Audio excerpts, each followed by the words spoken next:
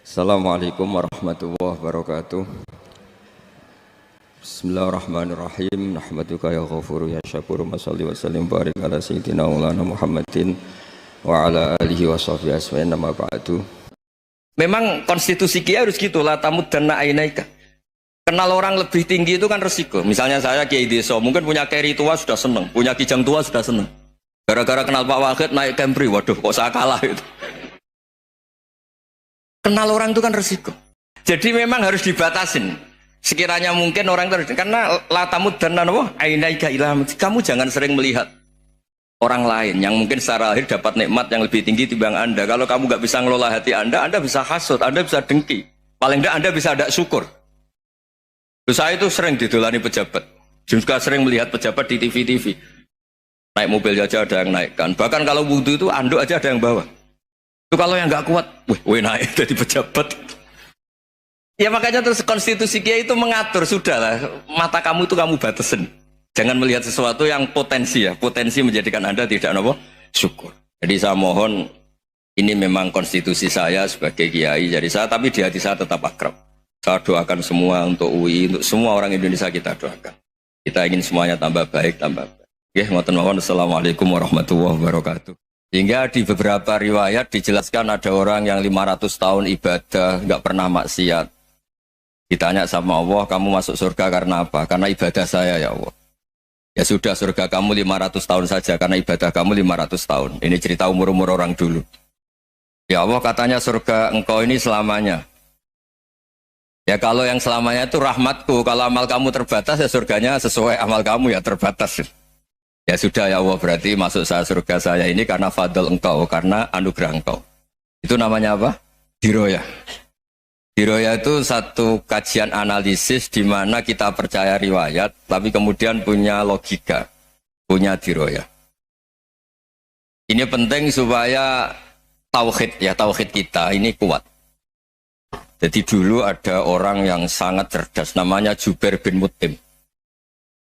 Dia saking cerdasnya, juga kaya, juga tokoh, dikirim sebagai delegasi pembebasan Asra Badrin, tawanan Badar.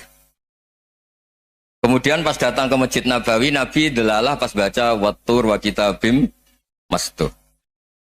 Sampai pada titik Nabi baca Am khuliqu min ghairi syai'in am humul khaliqun. Apakah penciptaan yang sedemikian canggih itu dimulai tanpa perwujudan, tanpa sesuatu yang real, yang maujud? Orang itu langsung bersimpuh, matur, ya Rasulullah saya Islam. Kada qalbi yatir, hampir hati saya, otak saya, pikiran saya itu terbang. Karena logika yang dibangun ateisme misalnya, kalau alam raya ini dimulai dari nihilisme, berarti logikanya apa? Al-adamu yakhluqu maujudan. Alam raya ini kan maujud, maujud itu ada. Kalau yang lebih dulu itu ketiadaan, berarti ketiadaan menjadi sebab kewujudan. Kalau dalam bahasa Arab itu al-adamu yakhluqu maujudan, sesuatu yang harusnya nggak jadi faktor karena ketiadaan menjadi faktor sesuatu yang nyata. Itu kan nggak masuk akal. Ya kalau alam raya ini ada al-adam sing yasbiku maujudan, berarti alam raya ini al-adamu yakhluqu maujudan, sesuatu yang tidak ada menciptakan yang ada. Dengan logika itu terus kita ngaji. Diajari sama guru-guru kita, sifat dasar Allah itu maujud. Wallahu maujudun qadimun baqi. Terus masuk. Yang harus distatuskan pertama dari Allah itu apa? Maujud, wujud. Karena dengan wujud ini layak menjadi penyebab adanya alam raya ini. Sehingga ketika kita menolak faham nihilisme atau ateisme, faham tanpa Tuhan, tanpa pencipta awal, kita punya diroyah. Bahwa tidak mungkin ketiadaan ini menjadi sebab perwujudan alam raya ini. Yaitu am khuliqu min ghairi syai'in. Masa alam raya ini diciptakan tanpa sebab yang nyata, yaitu wajibil wujud.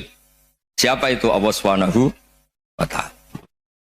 Begitu juga menyangkut sholawat.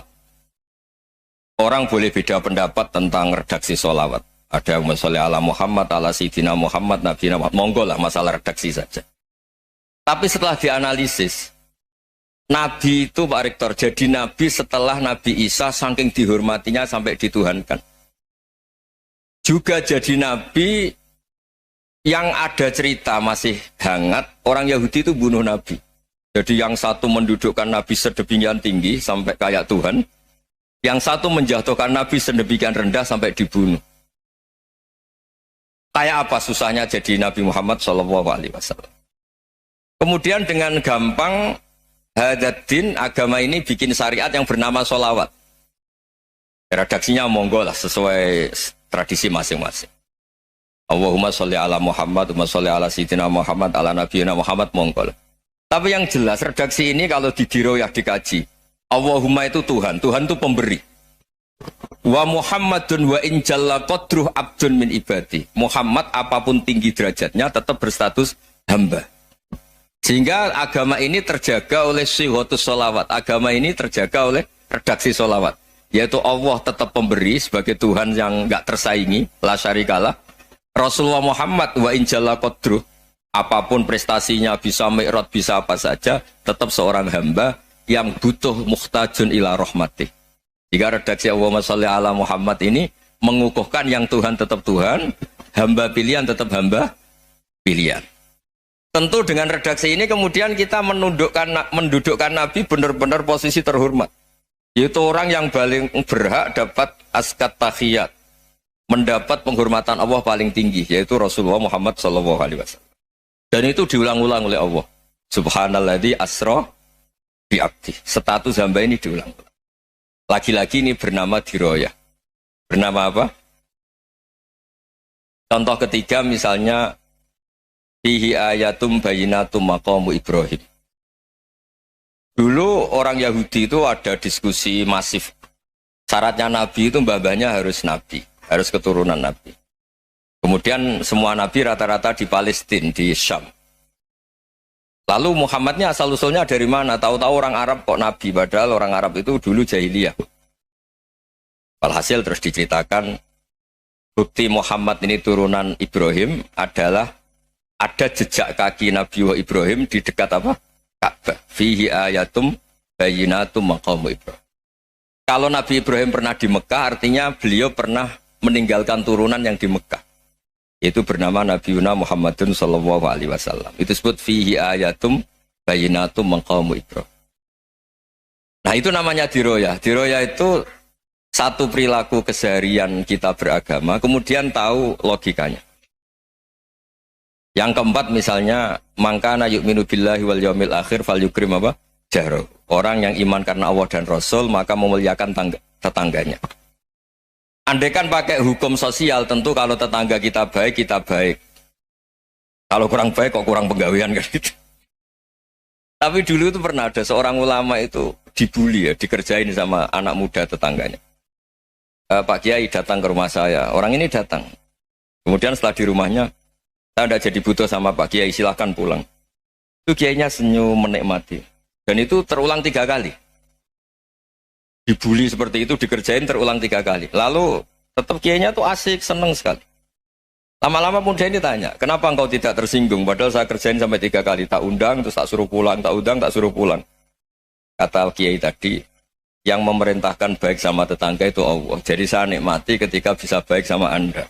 Tidak ada urusannya dengan perilaku Anda yang menolak saya.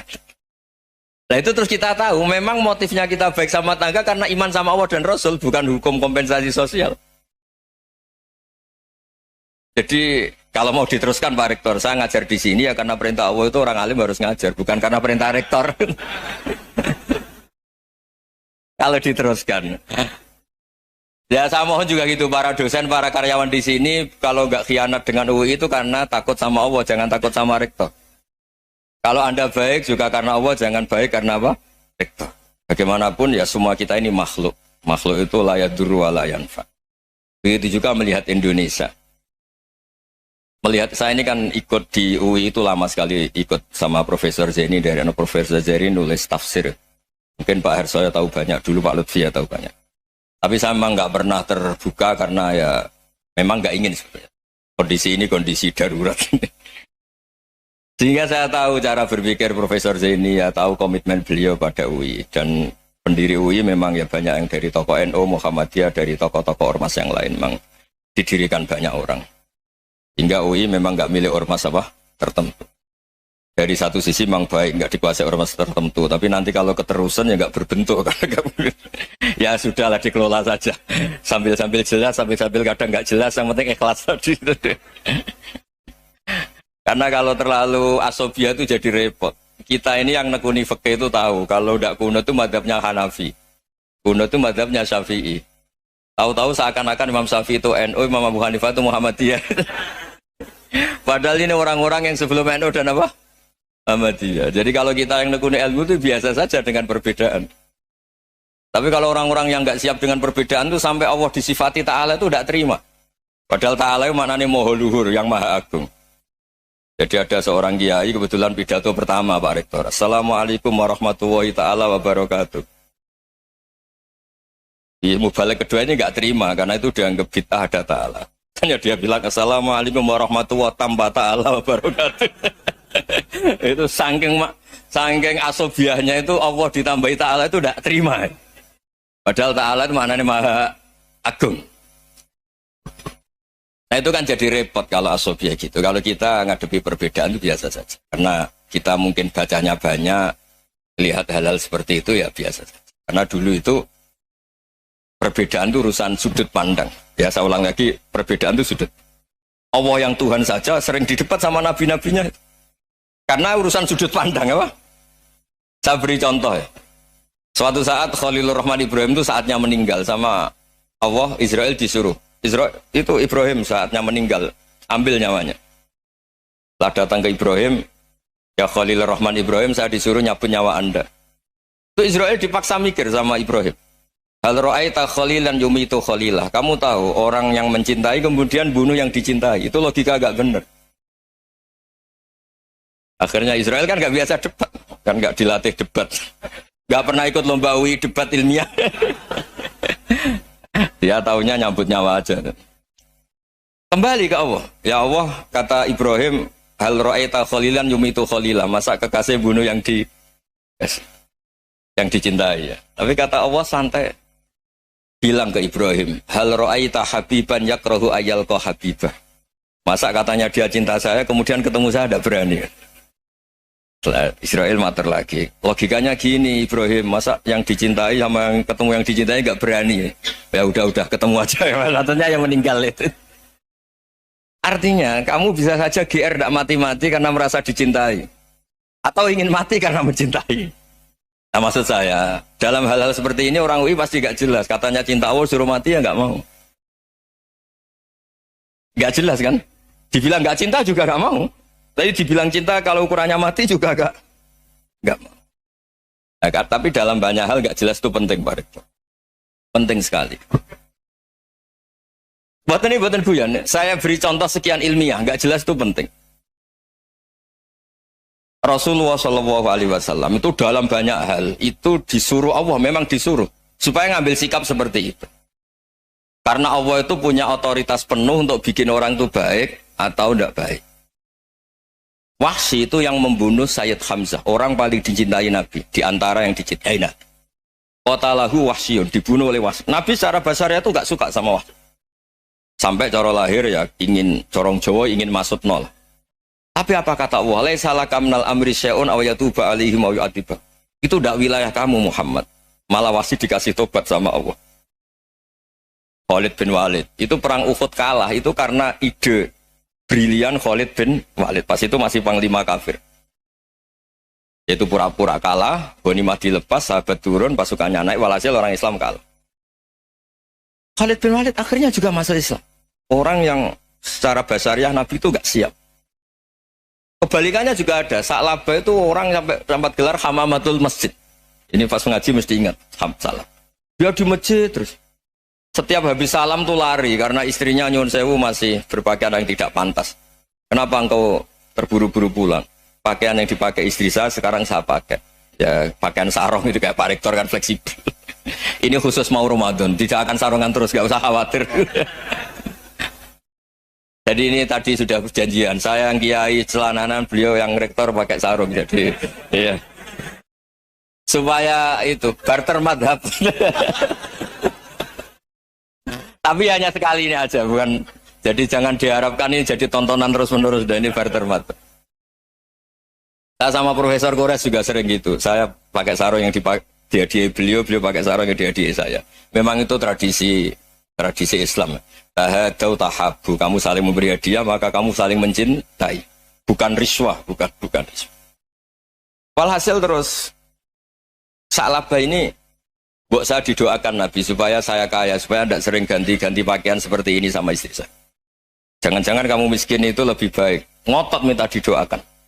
Didoain Nabi kaya, terus lama-lama ninggal sholat, ninggal jamaah. Itu Allah belum tersinggung. Yang mulai Allah tersinggung itu kan saya sering fatwa di mana-mana, sering memberi saran. Mumpung kamu miskin itu sering sedekah. Karena kalau sudah kaya itu tidak bisa. Saya memberi analogi gini. Kalau saya masih santri miskin, punya uang 100.000, diminta guru saya 50 tak kasihkan. Padahal itu 50%. Punya 2 kambing kurus, diminta guru saya 1 pasti tak kasihkan. Padahal itu 50%. Jadi kalau punya sapi Brahman atau sapi limusin yang harganya itu 100 juta, punya 2, diminta 1 boleh enggak? Enggak boleh. Saya punya motor butut 2, diminta teman saya 1 boleh. Tapi kalau Davidson Harley itu enggak boleh. Nah, walhasil itu kalau kita miskin, misalnya kita zaman kuliah atau zaman mondok atau zaman apa saja, punya uang 100.000, nartik temannya sampai 50.000 kan biasa. Tapi setelah 1 miliar, berani enggak kamu kasihkan 500 juta? Sama-sama 50%. Enggak kan? Nah Sa'labah gitu, ketika zakat masih per 40 kambing 1 kambing itu sebenarnya kan masih ringan. 41, 82. Kambingnya itu sudah mabenal jabalen. Barang dihitung zakat karena sudah ribuan, jumlahnya sampai 400 kambing. Banyak lah pokoknya. Terus kata Sa'labah, ini pemerasan. Karena jumlahnya besar. Allah tersinggung karena nabinya dianggap narik zakat itu dianggap khorat, dianggap pemeras. Allah tersinggung kemudian fa'aqobahum nifakon fi qulubihim ila yaumil. Dia ditetir munafik. Semenjak itu terus tadi kembali gak jelas tadi. Barkohnya gak jelas itu menjadi orang tuh bijak. Ini sekarang nakal, jangan-jangan nanti jadi orang baik. Yang sekarang baik, jangan-jangan suatu saat jadi tidak baik. Semua orang introspeksi. Gak ada jaminan kalau kita sekarang baik akan baik terus. Gak ada jaminan kalau kita sekarang buruk akan buruk terus. Sehingga terus banyak kiai-kiai bijak itu memang lahirnya gak tegas. Tapi gak tegas itu yang menjadikan bijak. Karena sama-sama mungkin. Itu yang disebut laisa laka minal amri syai'un aw yatuba alihi mau yu'adzibun. Itu tidak wilayah kamu. Ketika Allah mengomentari orang munafik juga wa yu'adzibal munafiqina insya'a aw yatub. Bisa saja ada yang disiksa, bisa saja ada yang dikasih tobat. Karena pola yang kita analisis itu semuanya menurut kita. Bukan menurut kemaslahatan orang apa? Banyak. Saya punya sekian contoh cerita. Orang yang sowan kiai baik-baik, mungkin bawa gula atau salam tempel, tidak tahu lah. Itu tidak mesti jadi wali. Tapi Kalijogo yang kenal Sunan Bonang, itu kenalnya itu karena ingin begal. malah jadi wali. Tapi tidak usah dicoba. Umar itu nyari Nabi itu mau dibunuh. Tapi malah tobat jadi orang baik. Jadi ini penting ngaji ya, supaya tidak tegas itu, tidak jelas itu kadang baik. Nah termasuk saya juga termasuk dia yang milih tidak jelas. Saya sering gojlok gini, Fajar Hadili ini murid-murid saya sering saya gojlok. Kalau semua sistem pendidikan kayak kampus, kayak UII, kayak UIN semuanya, itu sistem yang bagus karena tertib, jam kuliahnya jelas, mata kuliahnya jelas. Kalau di pesantren itu Barso itu gak tertib, tapi justru itu enak ketemu di jalan orang berani tanya. Nah ini kalau mbak-mbak misalnya menstruasi, mau belajar haid nunggu semester berapa baru tahu. Itu bisa sekian tahun gak sholat karena nunggu pelajarannya baru diterangkan. Mau haji juga gitu, nunggu mata pelajaran haji. Kalau nggak jamnya, nggak mau dosennya ngajarin. Ya, kalau kiai kan enggak, ketemu di jalan tanya, dijawab. Jam berapa juga dijawab. Artinya Indonesia itu berkah, ada sistem kampus yang tertib. Ya semoga termasuk tertib gajinya. Tapi tertib gajinya itu juga sebenarnya rugi, saya sering. Ada pegawai negeri Gus, tolong doain saya jadi PNS, enak jadi. Gajinya tetap. Kata saya nggak mau kalau gaji saya tetap. Kok bisa Gus? Enak tiap bulan mesti dapat gaji. Kalau tetap nggak naik-naik kata saya. Kalau kiai gajinya nggak tetap, tapi di atas yang tetap kata saya. Artinya Indonesia itu berkah. Kalau semuanya pakai sistem pendidikan setertib ini, orang mau tanya haid ya nunggu pelajaran haid. Bab haji ya nunggu pelajaran haji. Tapi kalau ketemu kiai itu enggak. Ya pokoknya saya pernah di pasar, Gus mau tanya. Tanya apa? Anak saya keluar darah terus gini-gini. Padahal biasanya haid hanya 7 hari gini-gini. Ya sudah kembalikan ke biasanya rudat ilal adat.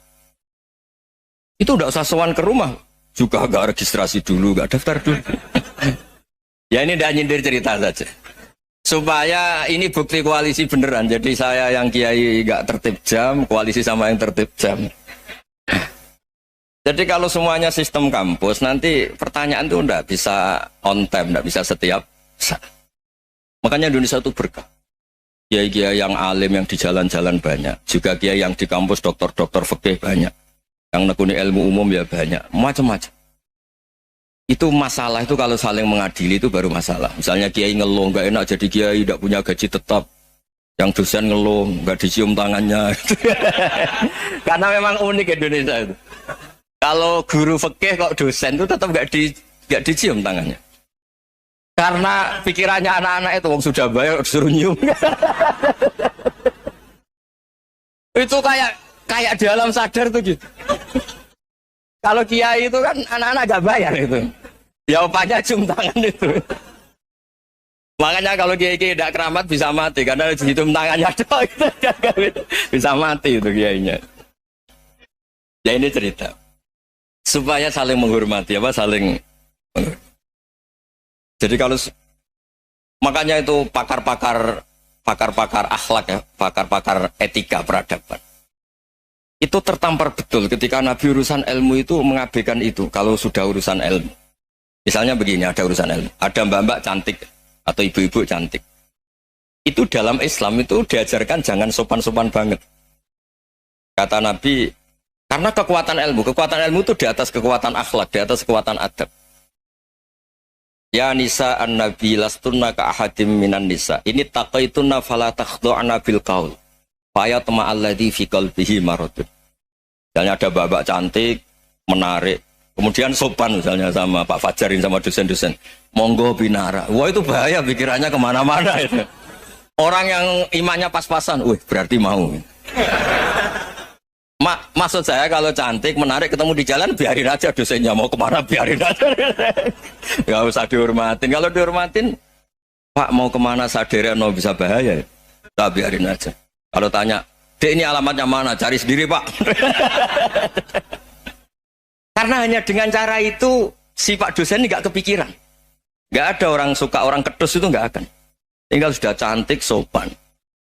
Wah bisa pikirannya macam-macam. Itu ilmu. Fala takhdu'na bil qaul. Kamu jangan terlalu lirih kalau ngomong. Fayat ma'alladzi fi qalbi maradun. Orang yang pikirannya masih kotor pasti berpikir yang negatif. Anda mungkin demi sopan sama dosen Anda. Tapi sejauh mana dosen Anda juga berpikir positif. Itu kan uji iman sama uji nyali. Nah, sama pejabat yang sopan sama kiai mungkin punya Alphard, punya Robicon, punya terus bawa uang banyak. Terus sama kiai cium tangan hormat. Jangan-jangan kiainya yang pikirannya macam-macam. Ini berarti bisa jadi muhibbin potensial misalnya. Nah, saya ini termasuk kiai yang pengagum ilmu. Sehingga saya sama orang yang medit, yang kikir sama saya itu saya senangnya bukan main. Kenapa? Karena kalau orang medit itu gak berhak nuntut. Tapi kalau orang lomo 1 juta minta surga, 2 juta ya minta apa? Surga. Gus, salam template 200.000 aja kadang minta surga.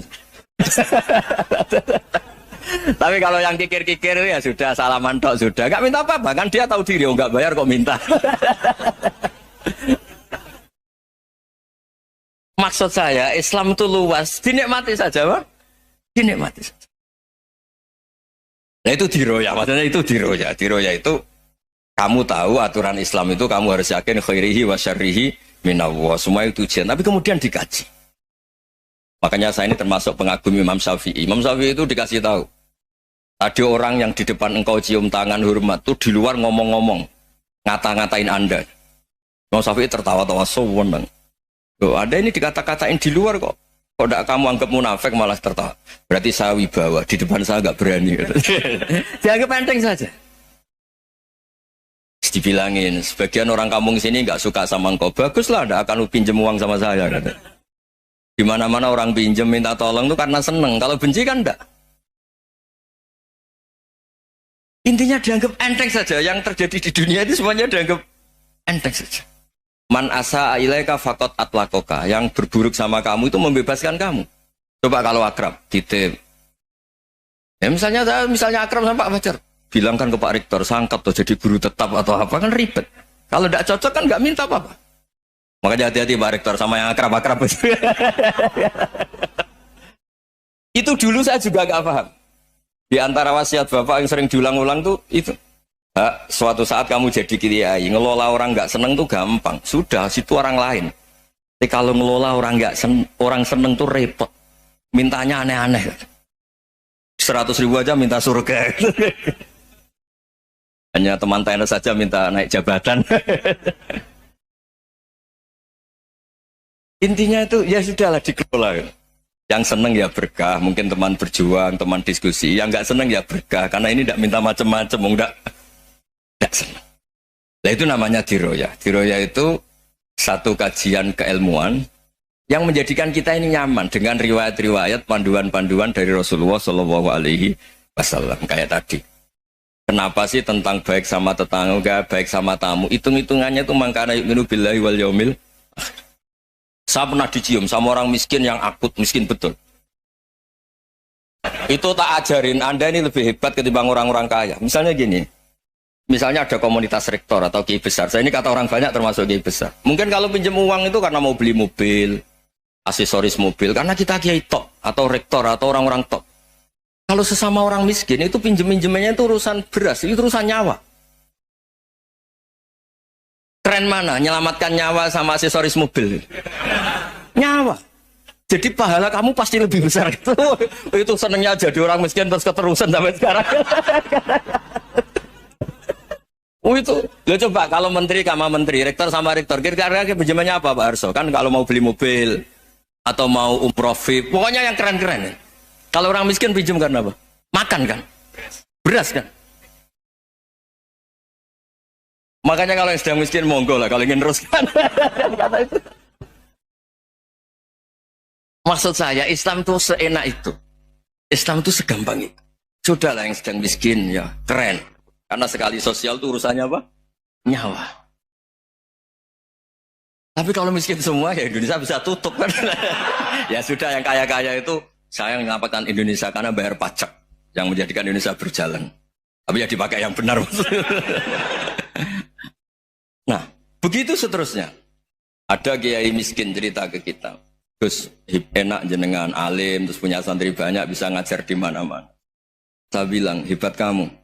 Dia hidup di daerah tertinggal. Itu yang diajarkan kan hanya tauhid. Kan nggak mungkin desa tertinggal baca fikih perbandingan madhab. Kan nggak mungkin. Kalau yang kayak Pak Fajar, Pak Sadali kan nggak mungkin. Fikih perbandingan apa? Madhab. Menyorot madhab dunia. Kayak engke-engke itu kan nggak mungkin. Tapi pertanyaannya, yang menyelamatkan masuk surga itu tauhid apa perbandingan madhab? Tauhid. Ini hanya mengajarkan fardu kifayah, sunat-sunat. Ini Anda mengajarkan fardu ain. Surganya dulu kamu. Oh terus senangnya jadi kayak gitu. Karena yang diajarkan apa? Tauhid. Sementara kita yang gaya-gaya ini ajarkan perbandingan apa? Ada studi banding ke Al-Azhar kemana-mana. Ini enggak tauhid. Dari orang nyembah pohon jadi nyembah Allah Ta'ala. Keren enggak? Keren.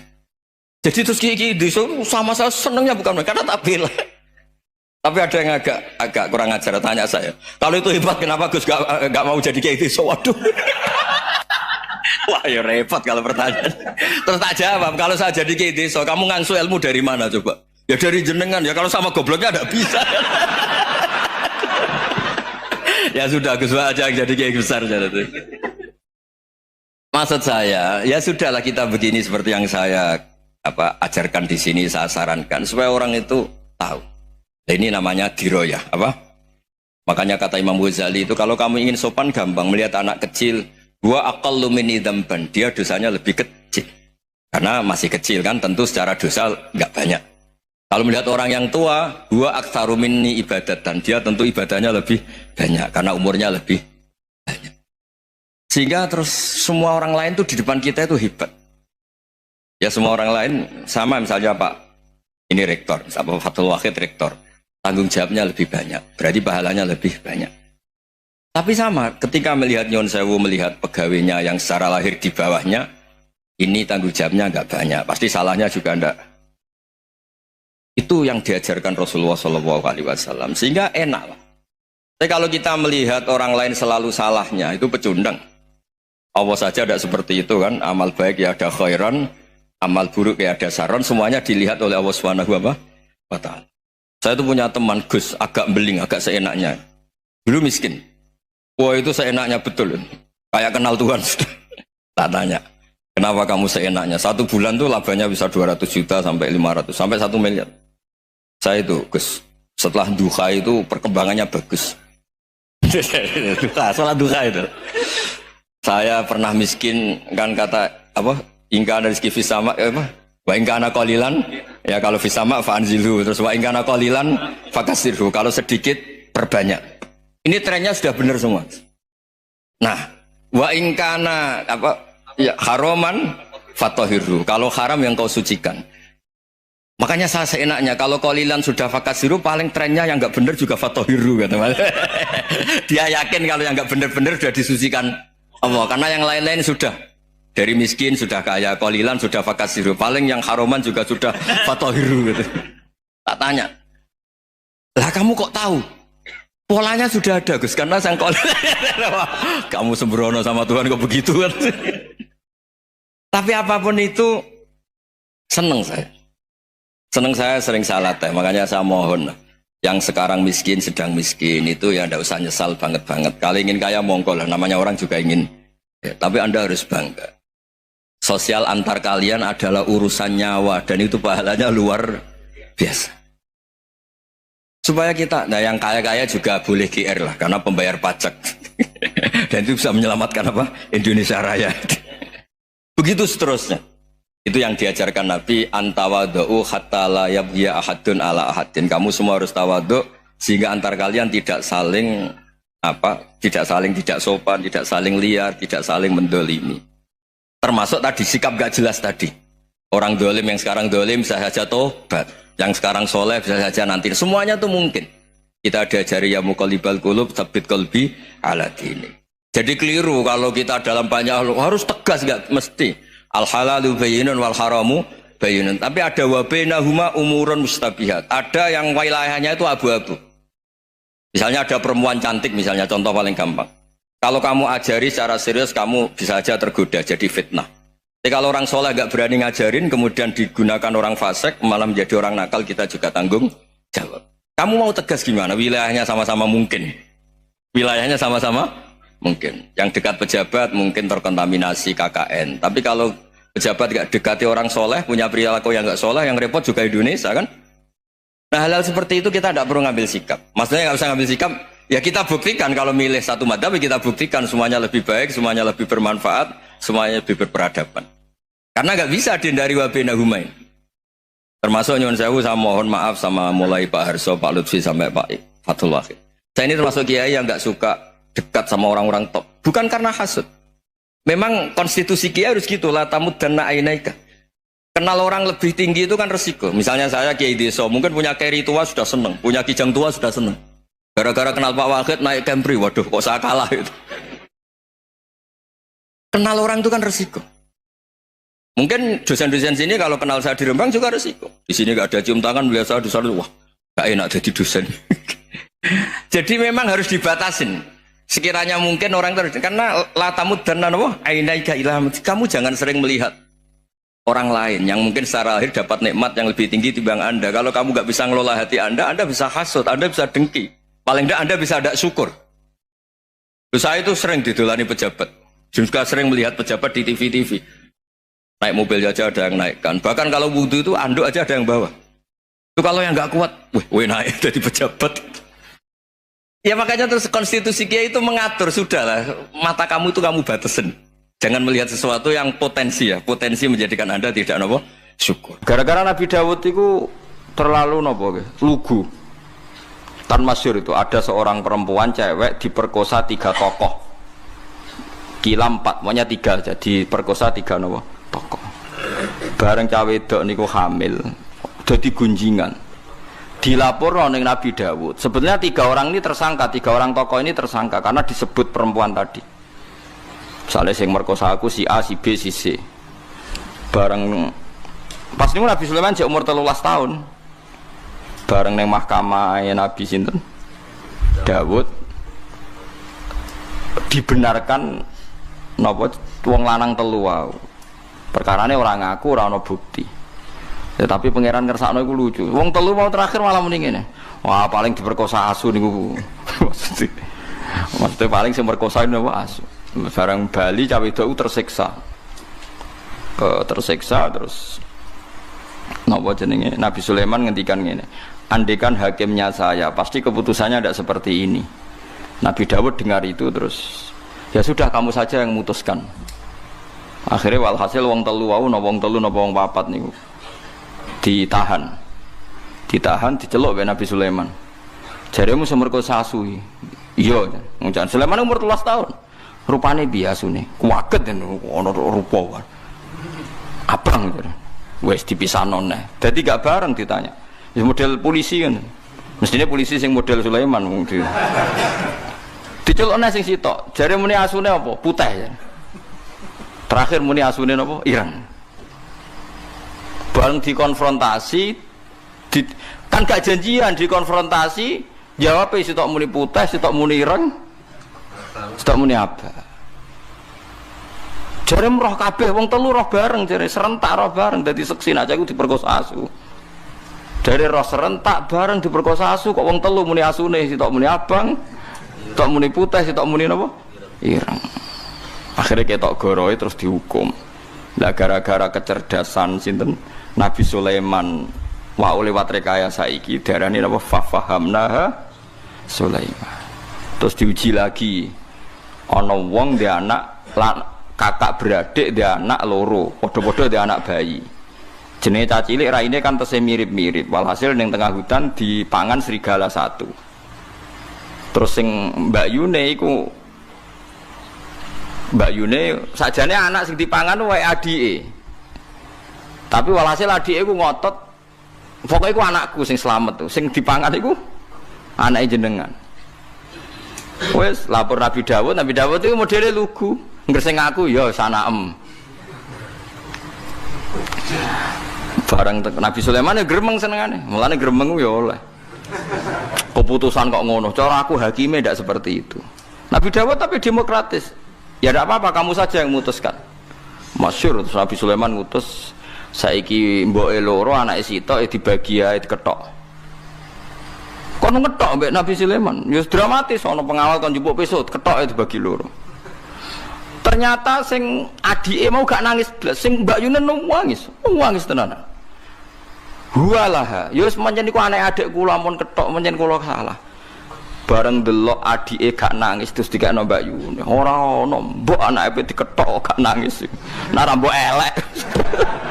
Akhirnya dikekno Mbak Yunen mergo sing nangis. Mergo seorang ibu pasti gak rido anake diketok. Adike tenang ya pas anake diketok. Paling pikiran orang anakku wae ketok Allah. Paham sih kalau maksud. Artinya Sulaiman duwe akal, atau direkayasa cara bahasa saniki supaya ketok asline di sing seorang ibu, di sing enggak seorang ibu.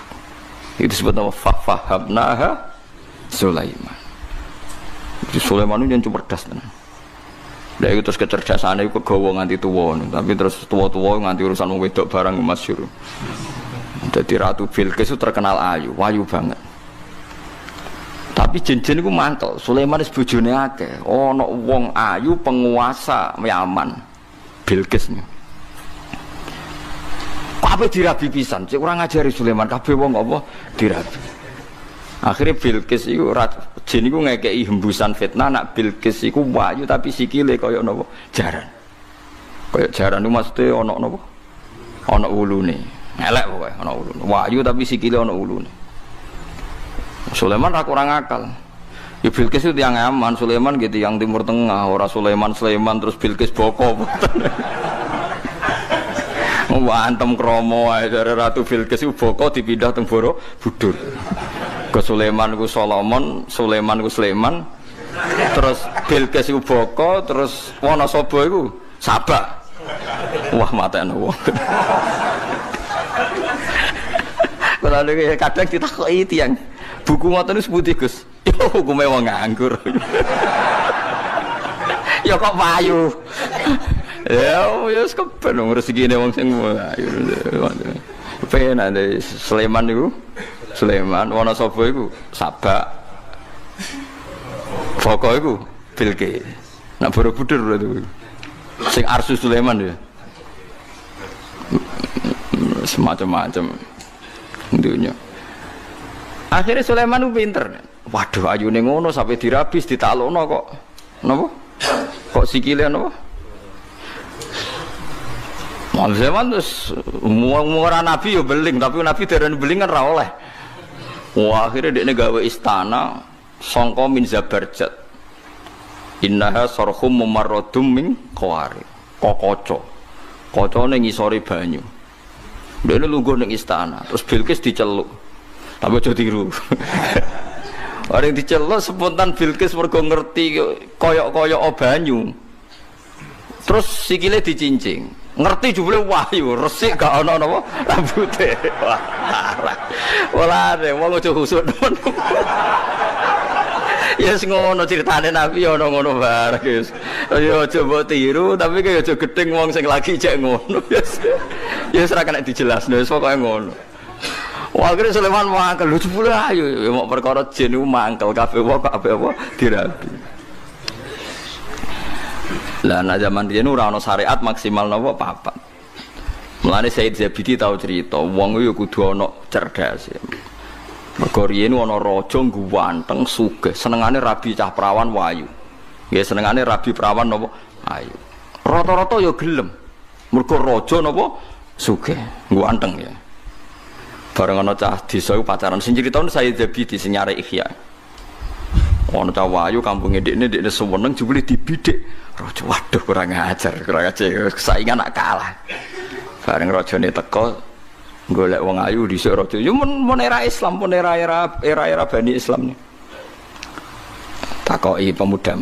Cara kowe piye cah wedok iku? Maksudnya takok kelakuane piye, tau digendhak wong ta ora ngene-ngene. Raja iku ben prawan yo steril yo ora tau digendhak wong, gak kurang ajar. Jawabe canom iku ya ora apa-apa jenengan rabi. Tapi wa inni qad ra'aitu annahu qad qabbalaha rajulun. Tapi aku bersaksi tenan cah iku tau diambung wong lanang. Raja dhisik kan rajane wong saleh, cuma seneng rabi. Ya ana sing dinggo maksudnya. Kowe kan saleh ra ana sing dinggo, niku saleh ana sing dinggo. Gak sida dirabi. Suatu saat dirabi canom iku. Warani barang wong kok ora duwe ghira, maksudnya wong kok ora duwe harga diri. Wong tau dirambung wong lanang kok gelem apa? Dirabi. Wong lanang bapake piyambak. Innahu abah. Sing muni wong lanang liya sapa? Pokoke tau diambung wong lanang. Jare raja iku kerang ajil.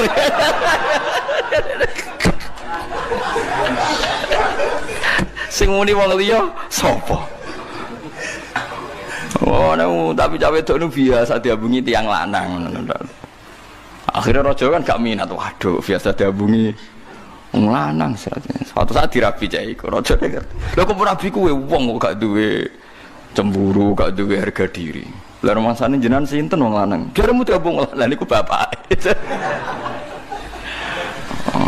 Ane ana wong saleh rondok duwe akal ngono ya oleh. Nabi Sulaiman yo ngoten niku wau.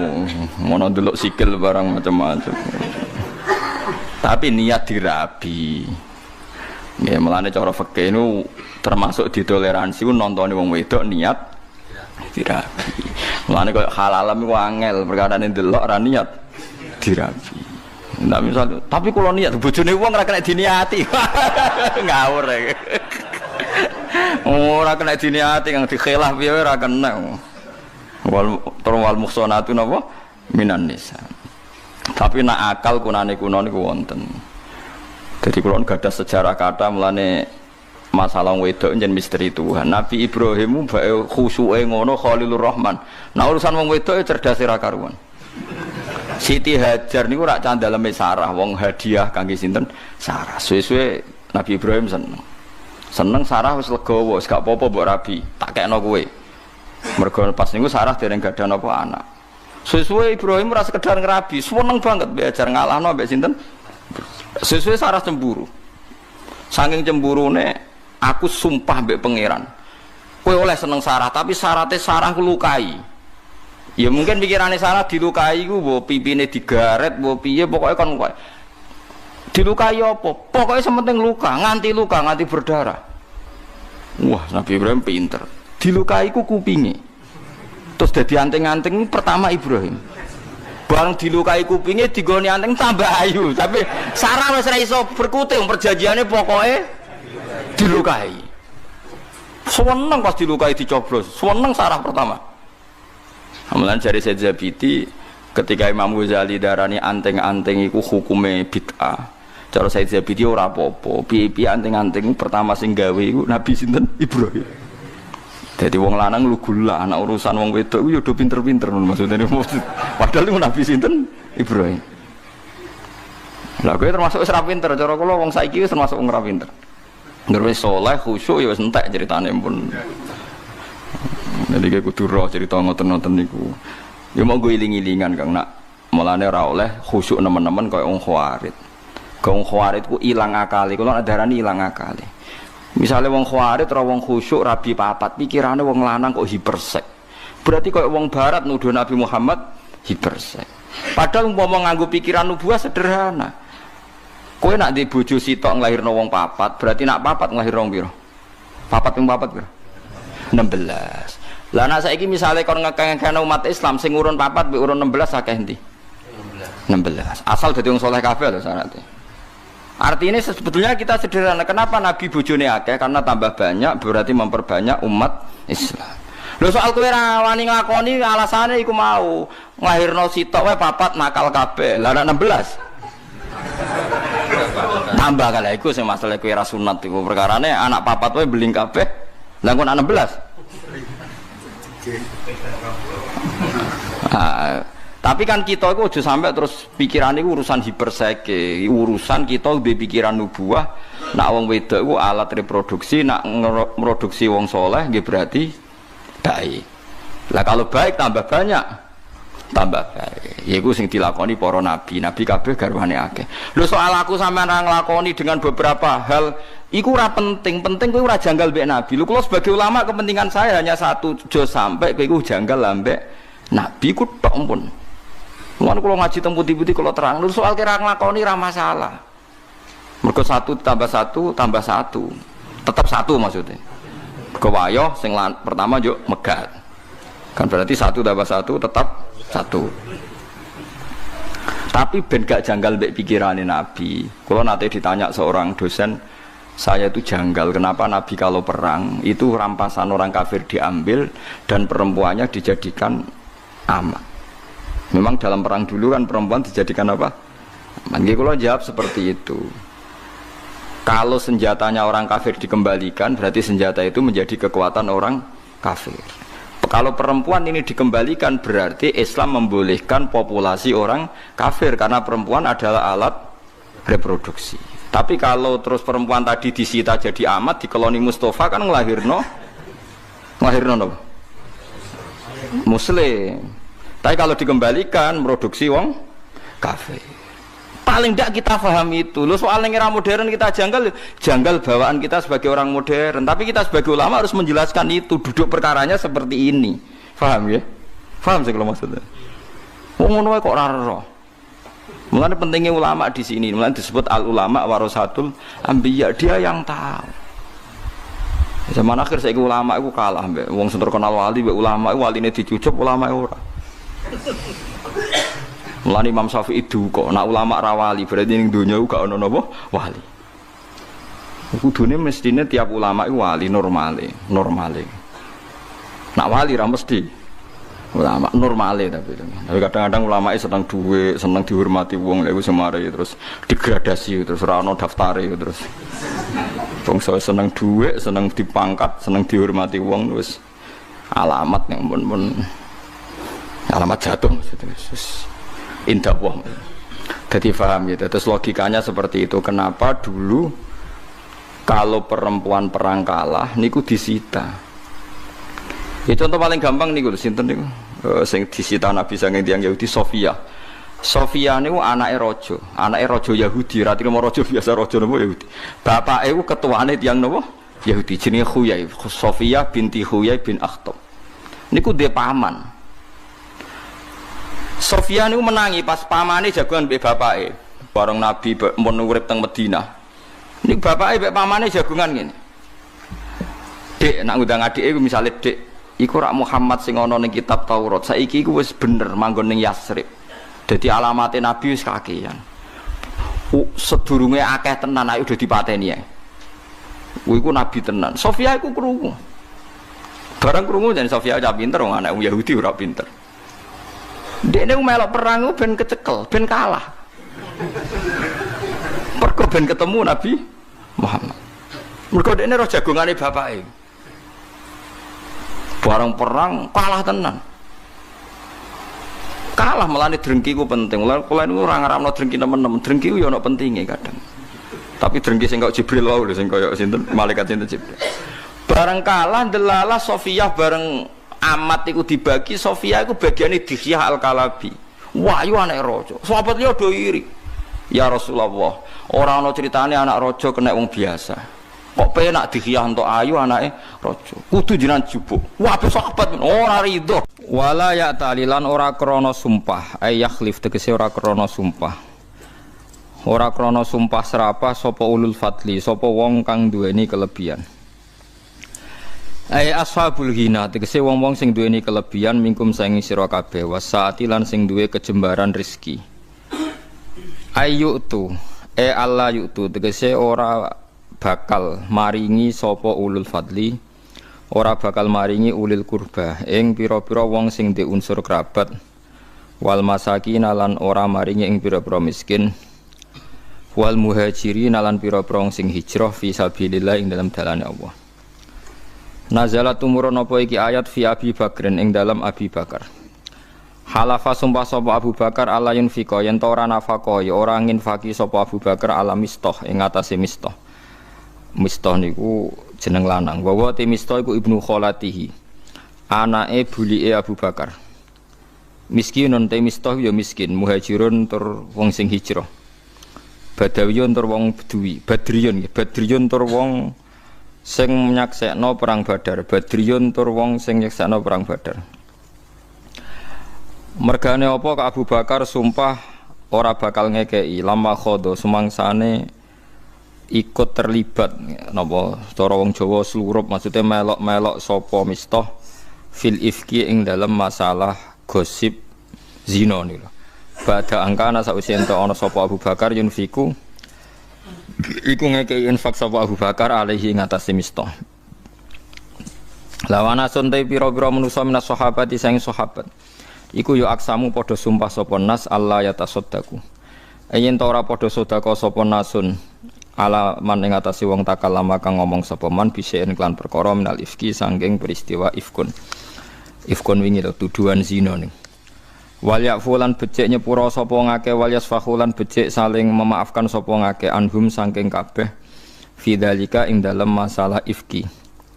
Ala tuhibuna ana ta ora seneng sira kabeh ayo firen to nyepura sapa Allah lakum maring sira kabeh. Wa Allahu ta'ala ghafurun akeh nyepurane rahimun akeh welase lil mukminina bareng pira-pira mukmin. Kala dawuh sapa Abu Bakrin sapa Abu Bakar bala ya. Ana uta ingsun iku uhibu seneng sapa ingsun ayah fira ento nyepura sapa Allah limaring ingsun. Waraja alan bali sapa Abu Bakar ila Mistah maring Mistah ma ing perkara kana kang ana sapa Bakar yunfiku nafaqai sapa Abu Bakar hu ing ma alaihi ngatasi Mistah. Dados ayat niki sae sanget nggih pelajaran nggih kula jenengan sedanten. Seorang bapak sak pinter-pintere Abu Bakar sak soleh-soleh tetap tersinggung ketika Sayyidah Aisyah dituduh zina.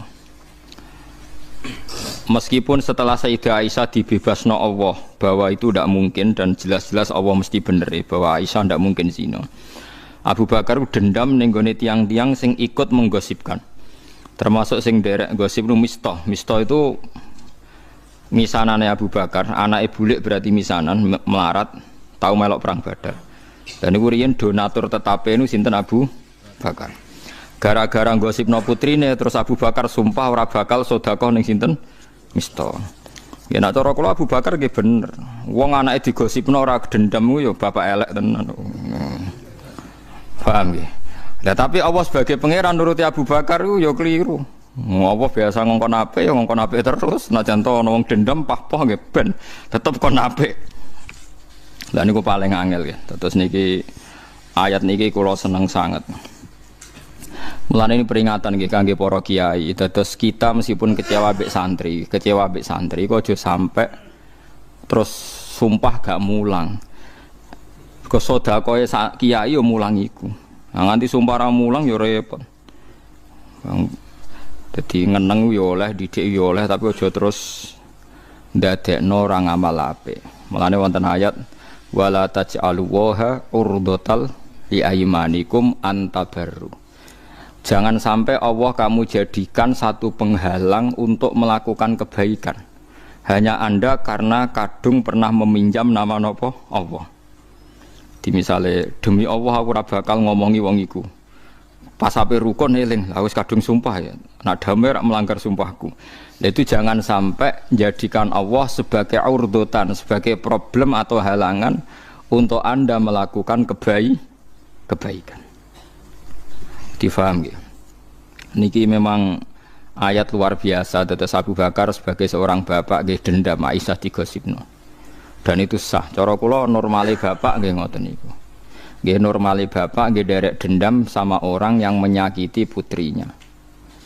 Tapi normale hukume Allah benten. Hukume Allah ngutus Abu Bakar wong mampu biasa istiqomah donasi bantu Mistah ya kudu bantu terus senajan to atine gelo mergo Mistah nderek gosipno sinten Sayyidah Aisyah. Niku hukume pangeran paling angel, cocok ra cocok nek perintah Allah kudu nglakoni. Lah nek gelo coba turuti ra ono wong apik ning donya. Kowe ya biasa to gelo mbek kanca, mbek dulur, mbek bojo. Terus kowe ape ra bojo-bojonan mergo gelo. Loro kan guyu ora siap den. Masuk dekne cah elek lah ra siap, ra payu rabi ora siap. Gelo mbek kanca terus ra kanca-kanconan. Sekape kancanan mbek opo? Ora iso. Mulane Nabi Musa nate tanglet nang pangeran. Kula nate maos niki teng Ihya teng kitab Khilyatul Auliya beberapa kitab. Nabi Musa itu sanggeng mangkel mbek Bani Israil. Nggih kebijakan napa wae kok diklirokno, mangkel den.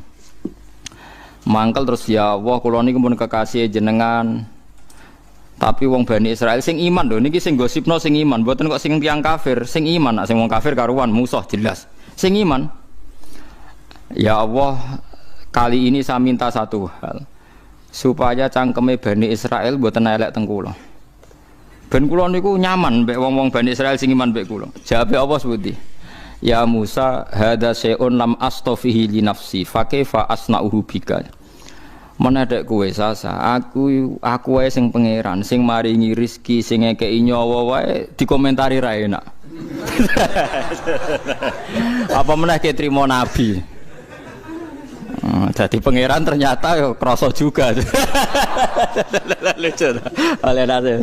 La ya dadi hada syai'un lam astafihi li nafsi fa kaifa asna'uhu bika. Lha aku sing pangerane dikomentari ora enak. Lha wong aku pangeran ja'alahu lainatan. Nidan maksudnya aku itu dianggap padha mbek Isa, padha mbek makhluk. Ora ayo gelakno aku sing maringi rezeki aku. Tapi aku dianggap duwe napa rivalitas. Akhirnya Nabi Musa menang. Ya wis ora iso. Nah, mulane wong aja nuruti gelo. Kalau nuruti gelo ya gelo. Nuruti gelo mbek bojo, mbek kanca, mbek santri nuruti gelo ya gelo. Tapi syariat Allah ora iso mbok kalahno mbek napa? Gelo. Abu Bakar sing sahabat pilihan mawon ketika gelo mbek Mistah padahal gelane serius. Anak dituduh zina itu kan gelane kaya apa. Padahal garwane Nabi wis anak garwane Nabi dituduh zina.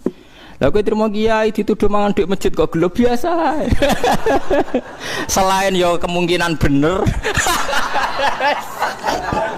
Biasa. Apa meneh ana kemungkinan apa? Bener, malah kudu meneng. Wong sing karuan salah wae kon ikhlas.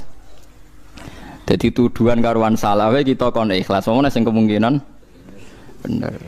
Wis menengah, paham gitu. Dadi mulane ciri utama wong apik wal kadiminal ghaidha ngempet apa? Emosi. Mulane ausini ya Rasulullah kula jenengan kandhani jare Nabi la takhtab. Jumring-muringan jeng ya. Balik tambah ya Rasulullah la takhtab. Sampai farad dadamiron faqala la takhtab. Sowan bolak-balik nasihate mung sitokin la takhtab. Aja gampang muring wadal ora duwe dhuwit, utang akeh, bojo ra ikhlas, bojo ra syukur. Ku ape ra ngamuk iku piye? Tapi Nabi ngandani napa? La takhtab, aja muring-muring. Kau nak kira muring-muring, kaya apa kecewane bojo ke tetep de bojo. Tapi nak kira muring-muring megat malah taqabbal wa minna minkum taqabbal. Ya karim. Dieling-eling dadi gelo kecewa niku wis gawanane kumpul manusa. Mulane masyhur hubungane Allah mbek Nabi Musa. Niku yo pinter-pinteran. Hubungane Allah mbek Nabi Ibrahim yo pinter-pinteran. Mergo logika sing dibangun Allah niku sing bener. Mergo Allah iso mujud. Kula baleni malih tak warai carane dadi wali liwat ilmu. Dadi kekasih pangeran liwat ilmu. Disebut kul falillahil hujjatul baligh. Allah di hujjah sing mesti menangi. Nabi Ibrahim itu Khalilur Rahman kekasih pangeran, tapi kadang nggih logika iku ya ana salahe. Senajan to sing berhak nyalahno namung Allah Subhanahu wa taala. Suatu saat Nabi Ibrahim diparani malakul maut, malaikat mati. Kowe roh jenenge mati, dijupuk nyawane lho kan jenenge apa? Mati. Sadis to ora? Dijupuk nyawa sadis to. Sadis. Ketika malaikat mati sowan Nabi Ibrahim, ya Ibrahim ya Khalilur Rahman, menyebutnya ya Khalilur Rahman, saya ini ditugaskan mengambil nyawa Anda. Kaget Nabi Ibrahim. Wahal tarol Khalil yakbidu ruha Khalili. Kowe roh ana kekasih kok tega mateni. Nyakiti ora tega, kok iki kekasih kok mateni. Takokno pangeran mdir. Nabi Ibrahim gak trimo. Wong jare Khalil. Khalil lak kekasih. Cek tegane jare Khalil kok mateni. Malaikat mati akhirnya rawani. Masuk akal to malaikat. Dadi dene malaikat matur, ya Allah, kata Khaliluka Ibrahim, kata kekasih engkau mosok ana Khalil yakbidu ruhan apa Khalil. Pangeran ra kalah pinter, pangeran kok diwarai. Jawabe pangeran lucu. Takono Ibrahim, wa hal yakunul Khalil yakrahu liqa Khalili. Ana tah kekasih sing ra siap ketemu sing dikekasih. Akhirnya Nabi Ibrahim dikandani buka-buka. Yo wis saiki lah benang ketemu. Manusa. Iku Nabi Ibrahim wis Khalilur Rahman lho cek salah. Nak jenenge hubungan mbek Allah Subhanahu wa taala. Dadi hubungan mbek Allah ora kena ditebak. Kadang dendam demi anak dibenerno. Kadang disalahno. Wis macam-macam. Ya kadang dibenerno. Contohnya kayak Rasulullah ngendikan Fatimatu batatum minni faman adzaha faqat ada nih Fatimah bagian sangka aku sing nglarani Fatimah nglarani dibenerno mbek Allah. Ya ora kita ndak pernah tahu. Allah pakai ukuran apa kita ndak pernah tahu. Mbanyen kene ra pangeran.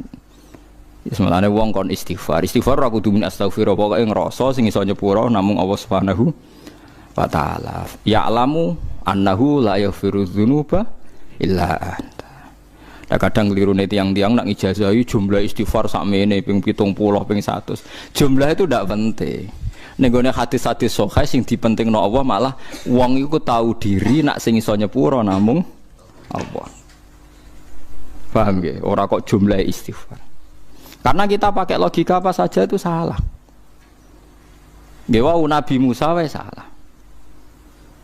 Jadi paham nggih? Terus koyo dendame Abu Bakar ning Mista sebagai seorang bapak itu benar, tapi disalahno pangeran aja ngono. Mosok bapak kowe dendam terus ora sedekah. Mulane wonten ulama riyen nganti ada dua ulama ini cerita teng I'anatul Thalibin. Bapake ku alim, anake alim. Suatu saat neng-nengan terus anake ora dikirimi. Nggih paham ya, anake ora dikirimi. Anake nyurati. Pak neng-nengan iku oleh, tapi menghentikan kiriman ora oleh. Terus ditulis ayat wala ya'tali ulul fadli minkum wasati. Bapaknya kalah kira jebule ngalim kowe. Tapi tetap tak eneng. Dadi artine kowe tetap tak weseli tapi tetap tak eneng. Kalah bapaknya. Dadi ngeneng oleh tapi sedekah kudu jalan. Ora oleh sedekah leren, wong apik kok mbok lereni. Paham, jadi pangeran ora kena ditebak. Mulane Nabi Ibrahim ngono tah kekasih kok mateni kekasih kowe tumu malaikat mati itu masuk akal. Bareng matur pangeran jebule, pangeran dilawan. Jawab pangeran, ono tah kekasih tapi ora siap ketemu kekasih. Akhirnya Nabi Ibrahim dari dawing, yo saiki gak apa-apa mati. Lah kowe iku munamuni kekasih ya pangeran. Lah iki maksudnya ini, kowe disidar ora krasa, anggap cerita wae dadi. Kowe munamuni kekasih ya pangeran tapi nak mati, siap kan? Wah guyu tor gak jelas jawab gak siap. Kenapa ora siap? Wedi neraka. Gak cara sampean ditakoki pangeran. Siap mati to ora? Oke. Ora siap to. Iya ora siap. Tapi nak takoki siap dadi kekasih Allah? Siap. Lah ngono ora pecundang kuwi. Lah iya siap dadi kekasih Allah? Siap. Siap ketemu? Angel. Ngajari wong-wong ini angel. Saya pangeran, pangeran ya sing ngene. Anu kula seneng nggih, sinaun kula seneng. Bukan karena saya ingin diarani alim alamah mboten, guiling-gilingan betapa agama ini harus dikawal oleh sekian variasi ilmu. Kula baleni malih. Kula nu sering sowan teng pangeran, sering sumpah, kula sinau kathah Gusti ora kok pengen diarani alim mboten. Kula ora usah nang diarani alim ora ana pengaruhe, tetep alim. Tetep alim. Didarani cek ora tetep alim. Tapi masalah ini ku mboten niku nak kadang wong kan kepengin diarani alim. Nak kula ora ana pengaruhe. Tetep alim, maksudnya ora ana sing diarani lah tetep alim. Mergi kula nak ngaku ora ngalim iku malah sombong. Terus ning ngene kitab Ithaf Sarai Ihya. Ana wong kok ngaku ora ngalim padahal dekne alim malah sombong. Mergo Allah iku az-zahir. Allah iku begitu jelas. Hukume Allah bener ya begitu jelas. Nah Allah wis mulang kok kowe muni ra paham, iku sombong. Wong barange jelas kok kowe muni ora paham. Lah paham utawa ngerti jenenge alim. Wong sing napa? Ngerti. Mulane falam ma tabayyana lahu qala a'lamu annallaha ala kulli syai'in qadir. Padahal paling jelas ning donya iku sifate Allah. Mulane koyo ruhin ya alim, mergo ngerti kebenaran. Lho soal rapati tahqiq misalnya rapati soal musing detail-detail kayak faraid hakul aulia bitasis urutane terus lali nunuk-nunuk sithik apa-apa iku jenenge kekurangane napa manusa. Dadi kula baleni nggih ya tanazzalul amru bainahunna li ta'lamu annallaha ala kulli syai'in qadir. Dadi urusan ning donya ku variasi li ta'lamu ben kowe ngerti. Ngerti iku bahasa Arab napa? Alim. Dadi kowe aja sampe sampean takoki pangeran kowe ngerti kekuasaanku mboten Gusti. Kowe ngerti rahmatku mboten Gusti. Kowe ngerti kasih sayangku mboten. Neraka kowe. Dek takoki pangeran jawab ngerti. Kowe ngerti rahmatku ngertos sanget. Wong edan mboten ngertos rahmate jenengan. Kowe ngerti sifat rahimku ngertos banget mboten ngerti edan swarga. Ada kowe muni duka wong kula tiyang bodoh mboten ngertos neraka. Lah kalau ada Jawa itu walian sing munamuni ra ro iku sing sopan. Lha aku sing ora melok-melok adat iku paham gitu. Terus niku sing melok-melok. Tapi yo pantes-pantesan ngomong ngono iku pantes-pantesan. Sing ngomong rugen iku wong darani sombong. Ya ngono tepak-tepakan dadi. Dadi paham gitu. Terus kula suwun, kula nu sinau kathah niku tujuan kula namung setunggal ben ngerti variasi sifate Allah. Mergo tebak-tebakan kula kan gadah kitab Khilyatul Auliya niku 12 juz. Kitab Khilyatul Auliya saya beli itu gara-gara Imam Ghazali yang terkenal itu. Itu di akhir karangan Ihya. Beliau berfatwa wa 'alaika bil muwadzafah ala kitabil Hilyah. Kamu harus sering baca kitab Hilyah. Alhamdulillah sudah mendengarkan nasihat agama dari guru kita Gus Ba tercinta bersama channel Yuk Ngaji Gus Ba. Semoga berkah barokah untuk semuanya. Jangan lupa like, komen, dan subscribe. Sekian, terima kasih. Assalamualaikum warahmatullahi wabarakatuh.